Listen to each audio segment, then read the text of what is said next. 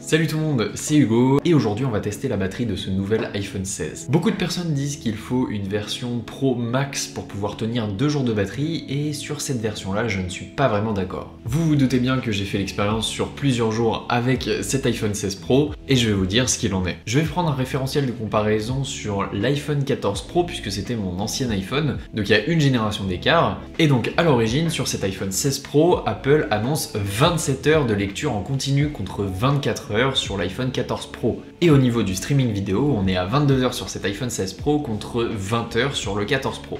Ensuite, factuellement, au niveau de la capacité de batterie, sur l'iPhone 14 Pro, on était à 3279 mAh, contre là, sur cet iPhone 16 Pro, 3577 mAh. Donc effectivement, on a gagné environ 300 mAh, donc environ 9% de la capacité de la batterie de l'iPhone 14 Pro. Donc il est légitime de dire que la batterie de l'iPhone 16 Pro est supérieure à la batterie de l'iPhone 14 Pro. Cependant, côté logiciel, je trouve qu'Apple a fait énormément de progrès d'optimisation, et cette optimisation permet de moins pomper sur la batterie qu'avant. Ensuite, Apple a bien compris que l'Always On Display, donc vous savez l'écran qui est toujours allumé en veille même quand vous avez verrouillé votre téléphone, ils ont bien compris que ça utilisait beaucoup trop de batterie, donc ils ont évité de le mettre de base sur tous les iPhone 16. Ça utilise la technologie OLED, et même si l'iPhone 16 Pro peut baisser sa luminosité jusqu'à 1 nit, eh bien c'est quand même énergivore, et ça vous fait pas mal de batterie, puisque c'est comme si vous aviez l'écran H24 allumé. Et même si en lecture vidéo on a 27 heures en continu, c'est comme si vous aviez votre écran toujours allumé, plus certaines autres tâches que vous allez effectuer avec votre téléphone.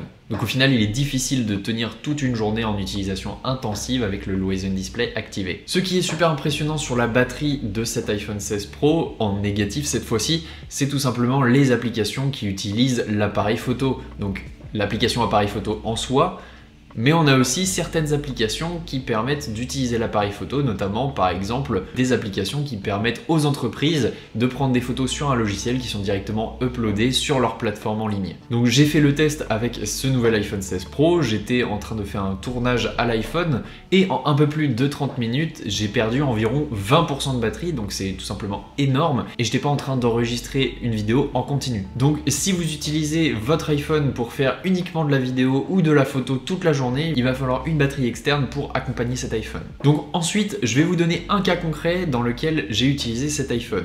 Donc tout simplement, en utilisant cet iPhone sans rien supprimer du multitâche, puisque la puissance de ce téléphone permet justement de l'utiliser sans enlever à chaque fois les applications du multitâche, eh bien on arrive à boucler une journée avec 6 heures d'écran allumé et la batterie est toujours à 55%. Si on constate sur une période d'une semaine, on a en moyenne 3h50 d'écran allumé et 1h50 d'écran éteint pour un taux moyen de 35% de batterie perdue. Donc ça veut dire qu'il vous reste 65% de batterie après tout ce temps-là utilisé. Au final, on se retrouve avec un iPhone qui va avoir 2 jours d'autonomie en une charge, avec en moyenne 4h30 d'utilisation par jour. Je sais pas vous, mais je trouve que ça commence à être intéressant cette histoire. À la fin de la période où j'ai eu mon 14 Pro, donc c'est-à-dire avant la sortie de cet iPhone 16 Pro, je tenais difficilement les grosses journées où j'utilisais ma caméra plusieurs fois par jour, et il a fini au bout de 2 ans avec un état de batterie d'environ 90%. Donc avec un petit peu plus de capacité de batterie, j'espère que cet iPhone pourra me tenir toute la journée sans avoir à le recharger entre 7h et 23h. Si je dois conclure, on a un iPhone qui est très polyvalent, dont la batterie tient 2 jours en utilisation normale, mais si vous utilisez votre iPhone de manière intensive,